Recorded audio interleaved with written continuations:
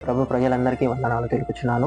ఈ సమయంలో దేవుడు పరిశుద్ధమైన లేఖనాల నుంచి సామెతల గ్రంథం 21వ అధ్యాయం 23వ వచనం నుంచి మనం దేవుని మాటలను తెలుసుకుందాం. నోటిని నాలుకను కాపాడుకొనువాడు లేదా భద్రం చేసుకొనువాడు శ్రమల నుండి తన ప్రాణమును రక్షించుకొనును. ప్రియ దేవుని ప్రజలారా, దేవుడు మనతో చెప్పుచున్న మాటలు.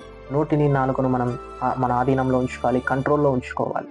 ఎలా అంటే అలా నోరుంది కదా, నాలుకుంది కదా అనేసి వ్యర్థమైన మాటలు మాట్లాడకూడదు. నాలుకను మనము భద్రం చేసుకోవాలి. మనుష్యుడు నాలుక ద్వారా పట్టబడతాడు అని బైబిల్ గ్రంథం సెలవిస్తుంది. అలాగే పక్షులు తన కాళ్ళ వలన వలలో చిక్కబడతాయి. మనుషుడు దేవుడిచ్చిన నాలుకను, పెదవులను అనవసరంగా మాట్లాడడం వల్ల చిక్కబడతాడు. సో చెప్పే మాట ఏమిటంటే, నోటిని నాలుకను భద్రం చేసుకోవాలి మనం. అప్పుడే మన జీవితంలో ఒక అర్థం ఉంటుంది. శ్రమల పాలు కాకుండా మన ప్రాణమును మనం కాపాడుకుంటాం. చిన్న అగ్గిరవ్వ ఎంత అడవినైనా తగలబెడుతుంది. మాట కూడా అంతే. చిన్న మాట అయినా మన జీవితాన్ని నాశనం చేస్తుందని మనవి చేస్తున్నాను.